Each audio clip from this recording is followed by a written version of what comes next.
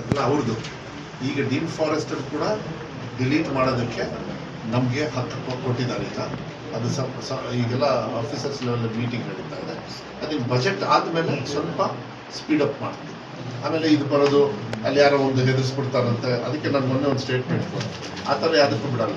ಆದರೆ ಕೋರ್ಟ್ದಿದ್ದಾಗ ನಾವು ಅನಿವಾರ್ಯ ಏನು ಮಾಡ್ತೀವಿ, ಈ ಅಫಿಷಿಯಲ್ ಕೋರ್ಟಿಂದ ಯಾರಾದರೂ ಒಂದು ಇದು ಬಂದಾಗ ಕೋರ್ಟಲ್ಲಿ ಫೈಟ್ ಮಾಡೋದು ಒಂದು, ಅದಕ್ಕೂ ಟ್ರೈ ಮಾಡ್ತಾ ಇದ್ದೀವಿ.